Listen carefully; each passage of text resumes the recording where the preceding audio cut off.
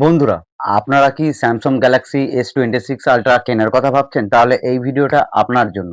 এই ভিডিওটা দেখলে আপনারা বুঝতে পারবেন যে ১ থেকে ১.৫ লাখ টাকার মধ্যে ফোনটি নিলে আপনারা কি সেই ভ্যালু ফর মানি পাবেন?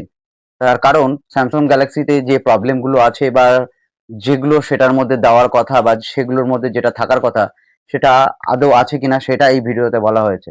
স্যামসাং গ্যালাক্সি তরফ থেকে আমাদেরকে বলা হয়েছিল যে এই ফোনটিতে আমরা 10 বিট ডিসপ্লে পাবো, কিন্তু অরিজিনালি যখন ফোনটি সমস্ত ইউটিউবারদের হাতে এসছে তখন তারা বলেছেন এবং জানতে পেরেছেন যে এটিতে 8 বিট ডিসপ্লে ব্যবহার করা হয়েছে। তো এই মিসগাইড করার কারণ হচ্ছে স্যামসাং কোম্পানির তরফ থেকে যে আর্টিকেলগুলো দেওয়া হয়েছে সেগুলো আমি আপনাদের ডিসপ্লেতে দেখাচ্ছি। এই আর্টিকেলগুলোতেই দেখানো হয়েছিল যে 10 বিট ডিসপ্লে আপনারা পাবেন। সেখানে যখন আমরা হাতে পেয়েছিল তখন তারা জানতে পারলো যে এটাতে 8 বিট ডিসপ্লে দেওয়া হয়েছে। এবং টেক বার বলে একজন ইউটিউবার, বিরাট বড় ইউটিউবার স্যার, তিনিও আপনাদের কাছে ভিডিও আপলোড করে বলেছে যে এখানে 8 বিট ব্যবহার করা হয়েছে। তো সমস্ত প্রমাণ এখন স্যামসাং এর এর বিরুদ্ধে যাচ্ছে যে তারা বলেছিল এক এবং ব্যবহার করছে আর এক। সিরিজের S25 এ পেয়েছিলাম আমরা টাইটানিয়াম বডি, যেটা টাইটানিয়াম ফ্রেম বলা হয়, সেইটা পেয়েছিলাম। কিন্তু এইবারের এত ভালো ফোন তৈরি করার পরেও সেই আর্মোর অ্যালুমিনিয়াম ফ্রেম ব্যবহার করতে হচ্ছে। S26 আলট্রাতে আমরা আর্মো অ্যালুমিনিয়াম ফ্রেম ব্যবহার করতে পারবো, সেখানে আমাদের টাইটানিয়াম ফ্রেমটা ব্যবহার করেনি, যেটা এই ফোনটির একটা ডিফল্ট বলে আমার মনে হয়। এরবারে S25 আলট্রাতে আমরা পেয়েছি 6.9 ইঞ্চ ডিসপ্লে। এবারও বড় করে আশা করা যাবে না, সেখানেও পেয়েছি আমরা 6.9 ইঞ্চ ডিসপ্লে।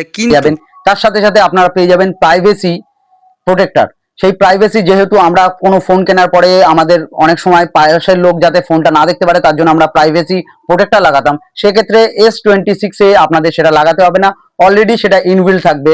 তার কারণ অলরেডি সেরকম ভাবে তৈরি করা আছে। কিন্তু বলে না যে লাভের সাথে সাথে কিছুটা ক্ষতিও আমাদের সাথে আসে, সেরকমই হয়েছে এই ফোনের ক্ষেত্রে।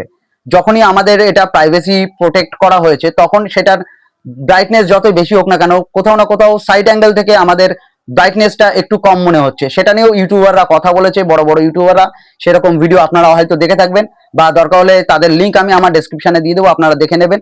তো কোথাও না কোথাও ভালো জিনিসের একটু খারাপ জিনিস থাকতেই পারে। তো সেই খারাপ জিনিসগুলো আমাদের কাছে বড় যদি হয়ে থাকে তাহলে এই ফোনটা আমাদের জন্য নয়।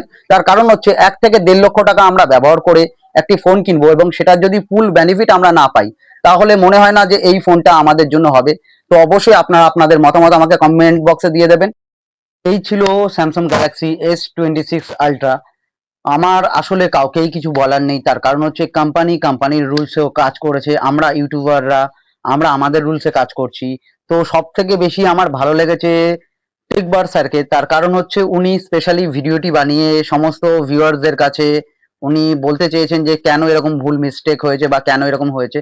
তো ওনাকে আমার তরফ থেকে অসংখ্য ধন্যবাদ। হয়তো আমি কেউই নই ওনার মতো একটা ইউটিউবারকে কমপ্লিমেন্ট দেওয়ার জন্য বা প্রশংসা করার জন্য, বাট আমিও চেষ্টা করব আমি আমার ভিউয়ার্সদের কাছে সেই সঠিক ইনফরমেশনটাই দেওয়ার জন্য, যাতে তাদের কখনো কোনো প্রবলেম না হয়। কারণ এইটা একটা ছোট অ্যামাউন্ট নয়, এটা একটা বড় অ্যামাউন্ট। অ্যামাউন্ট যতই ছোট বড় হোক না কেন, সঠিক ইনফরমেশন দেওয়াটা আমার কর্তব্য। তো ভিডিওটি ভালো লাগলে অবশ্যই একটা লাইক করবেন, কমেন্ট করবেন, আর অঙ্ক জলিনল টেক চ্যানেলটাকে সাবস্ক্রাইব করবেন। দেখা হচ্ছে আবার কোনো ভিডিও।